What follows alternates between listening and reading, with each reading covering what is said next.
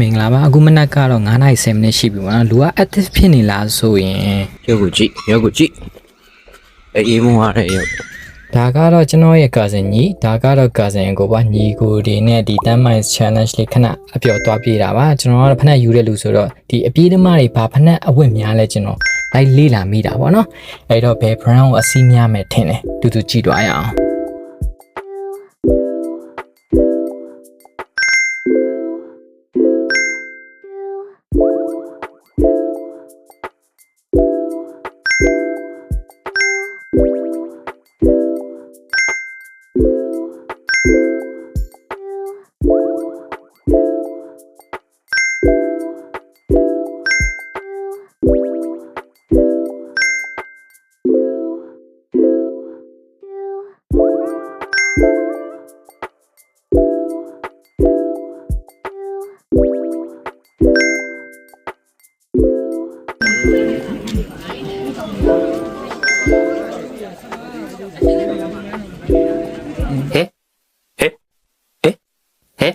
အခုဒါအားလုံးမပြေးခင်အကျော်လေးတွေရှုံနေတာပေါ့နော်ကျွန်တော်ကဒီတစ်ခေါက်ကကျတော့ဒီ16 km 10 miles ဆိုကျွန်တော်အကိုနောက်pace နောက်ပဲလိုက်မှာပါတူတော့ဒီ6 minute pace ကပုံမှန်အသာလေးဆိုပေမဲ့ကျွန်တော်တော်ဒီ16 km ကျွန်တော်ပြေးနိုင်မသိပါဘူးအဲ့တော့သူနဲ့လိုက်နိုင်တဲ့လောက်လိုက်ကြည့်မှာပဲဖြစ်ပါတယ်ကျွန်တော်ဒီ6 minute pace နဲ့16 km ပေါ့နော်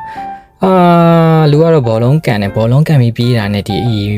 long run ပြေးတာနဲ့တော့မတူဘူးပေါ့နော်ဘောလုံးကဂမူးရှူးတော့လှုပ်လို့ရတယ်ဒီမှာတော့လှုပ်လို့ရမနေဘူးပေါ့နော်အခုနဲ့တော့လိုက်ပြေးကြည့်တာပါနောက်ဆုံးတော့ရောက်သွားပါတယ်ကိုပကိုဆိုထွက်ချင်း pace များပြီး pace ကျသွားပြီမဲ့ဒီအကိုကတော့ဒီ6 minute pace လို့ပြေးပြီးတော့သူ့နောက်ပဲတောက်လျှောက်လိုက်တာ pace ကဒီ16 km way တဝေးလုံးကို6 pace နဲ့ပဲပြေးသွားအပိုပြီးလက်တရှိပါတယ်အဲ့တော့ဒီအကုန်လုံး pace နဲ့KB set ပွဲကြရင်လည်းလိုက်ပြေးဖို့ကျွန်တော်ကတော့တိုက်တွန်းပါတယ်ကိုထက် experience ရှိတဲ့လူတွေပြေးတာဆိုတော့လိုက်ကြတာပို့အဆင်ပြေမှာပါ pace ကိုမှညီကိုတော်မိတော့လဲကျွန်တော်ပြေးနေရပြီ